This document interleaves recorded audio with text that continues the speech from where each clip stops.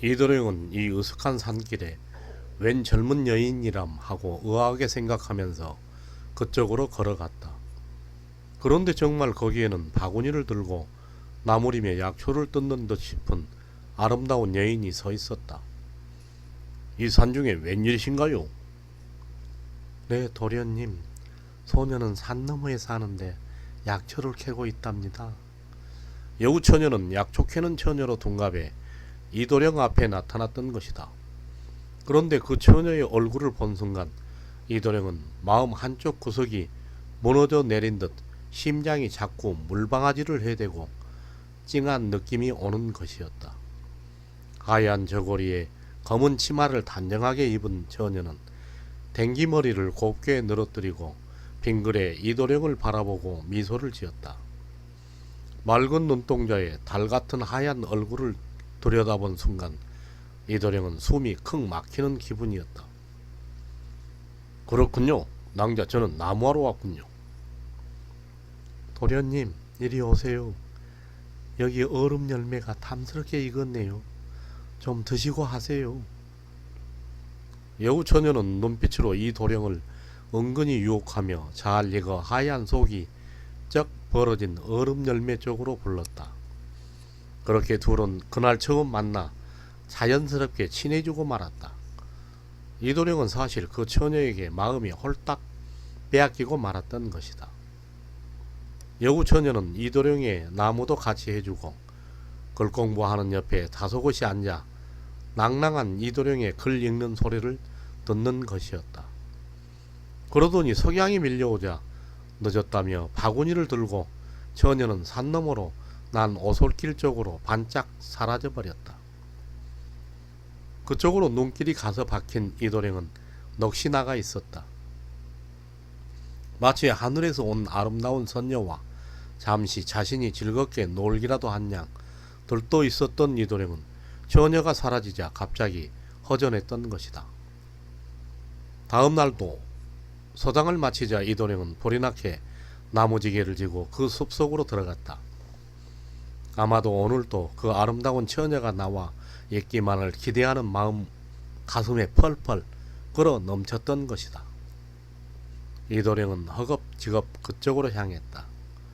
그랬더니 정말 어제와 같이 그 아름다운 처녀가 그 자리에 벌써 와 있지 않은가. 너무도 반가운 이도령은 나무지게를 벗어던지고 처녀에게로 갔다. 낭자, 오늘 또 오셨네요. 네, 도련님. 도련님 생각이 나서 왔어요.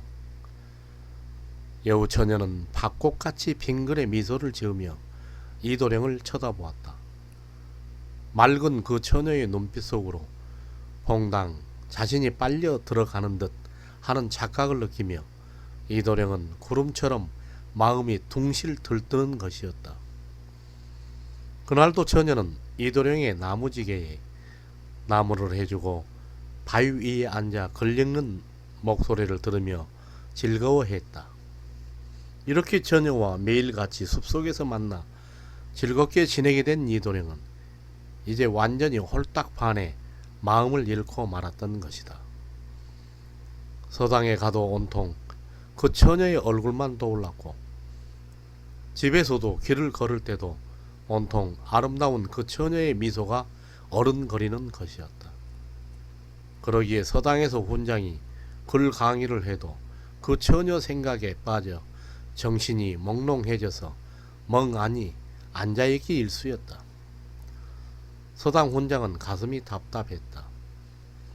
모처럼 쓸만한 인재를 얻어 자신의 소원을 이루어줄 제자가 나타나서려니 했는데 이렇게 과거 시험은 하루하루 다가오는데 딴전이나 피우며 넉나간 놈처럼 앉아있기만 하다니 화가 치밀어 올랐다. 이 녀석아, 넌 과거 시험이 이제 몇 달 안 남았는데 무슨 헛생각에 사로잡힌 거냐, 이놈아. 서당 훈장은 회초리를 휘두르며 이도령의 넉나간 정신을 바로 잡으려 매일 꾸지람을 했으나 도통 잡혀지질 않았다. 그리고 서당을 다녀와 집에 가면 곧바로 나무지개를 지고 산속으로 바람처럼 달려 올라가 버리는 것이었다.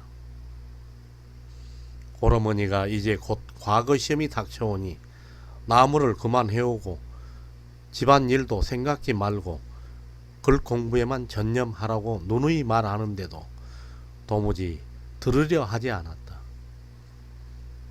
그런 이도령의 모습을 진작부터 알고 있는 여우처녀도 몹시 당황하고 있었다.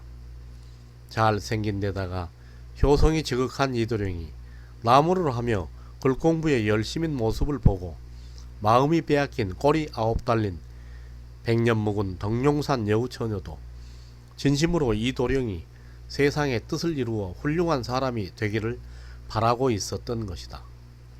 그래서 여우처녀는 그날 이도령이 나무를 다 하고 글을 읽으려고 바위 위에 앉아 그 옆에 앉아서 조용히 말했다.